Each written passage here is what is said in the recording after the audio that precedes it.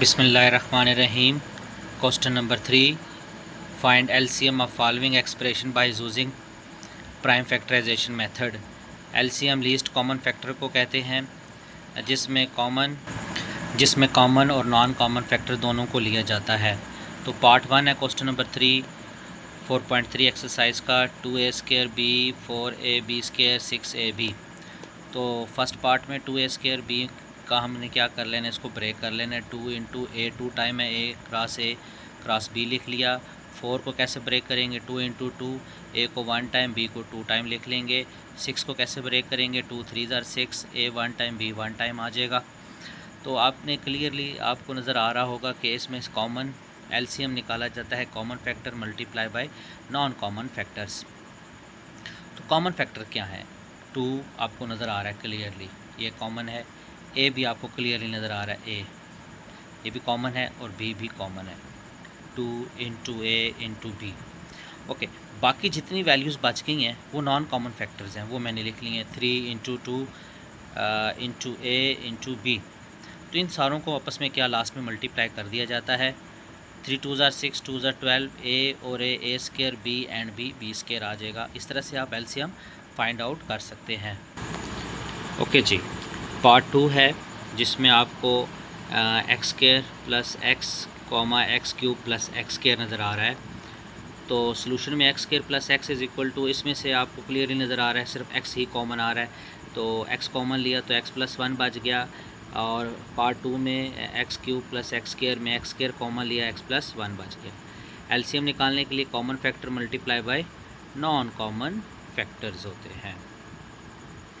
तो common factor आपको clearly नज़र आ रहे हैं, एक x प्लस 1 है और इसमें से भी आपने x निकाल लेना है, यानी x यहाँ पे और x² को 2 टाइम आप लिख सकते हैं। तो एक इधर से और एक इधर से x कॉमन आ जाएगा, x इंटू एक्स प्लस 1। पीछे यहाँ पे 2x थे, एक बच गया, वो नॉन कॉमन फैक्टर होगा। तो लास्ट में क्या किया जाता है, कॉमन और नॉन कॉमन फैक्टर्स को आपस में मल्टीप्लाई कर दिया जाता है। x और ये वाला x² यहाँ से x प्लस 1 आ जाएगा।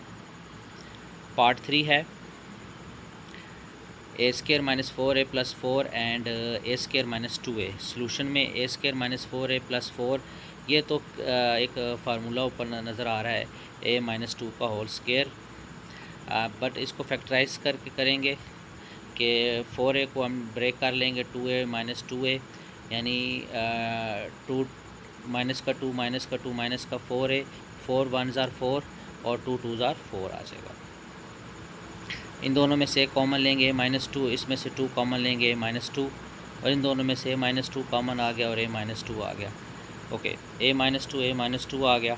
पार्ट 2 था a² माइनस 2a, इसमें से हमने a कॉमन लिया तो a माइनस 2। ओके, पार्ट 1 का जो आंसर था a माइनस 2 और इसमें से a और a माइनस 2, इसमें से हमें क्लियरली नज़र आ रहा है कि ये जो है कॉमन फैक्टर है, ये नॉन कॉमन फैक्टर्स हैं। तो common factor a minus 2, non common factor a minus 2 into A, इनको लास्ट में मल्टीप्लाई करेंगे a इंटू a माइनस 2 का होल स्क्वायर। एलसीएम हमारे पास आंसर आ जाएगा। नेक्स्ट पार्ट हमारे पास 4 आ रहा है, x की पावर 4 माइनस 16 और x³ माइनस 4x।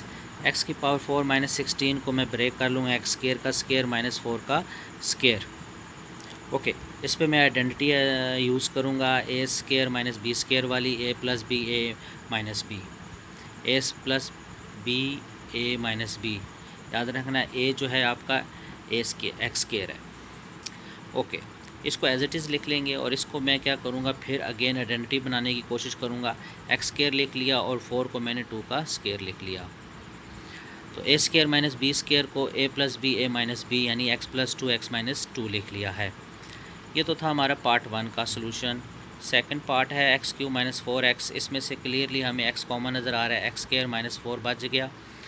इसको मैं आइडेंटिटी बनाऊंगा फिर से, और x² माइनस 4 का 2 का स्क्वायर आ गया, a² माइनस b² आइडेंटिटी है, a plus B A minus B, x plus 2 यानी x माइनस 2। तो एलसीएम हम यहाँ पे मालूम करेंगे। तो common factors multiply by non common factor आ रहे हैं। तो कॉमन फैक्टर हमें क्लियरली कौन कौन से नज़र आ रहे हैं दोनों में से।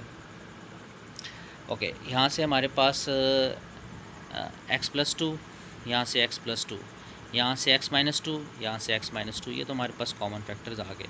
बाकी क्या बच गया, x बच गया, नॉन कॉमन फैक्टर बच गया है। ओके, और यहाँ से एक्स स्क्वायर प्लस 4 भी नॉन कॉमन फैक्टर बच गया है। ये आप देख सकते हैं, x plus two, x minus two common था और ये नॉन कॉमन फैक्टर्स थे। लास्ट में इनको आपस में मल्टीप्लाई कर देना होता है। वो कैसे आप मल्टीप्लाई करेंगे कि a minus B, A plus B, तो ये क्या होता है, ए स्क्वायर, यानी ए स्क्वायर का स्क्वायर लेंगे तो 4 आ जाएगा, यानी माइनस 4 का स्क्वायर लेंगे तो 16 आ जाएगा। ठीक है, x की ये इस तरह से है।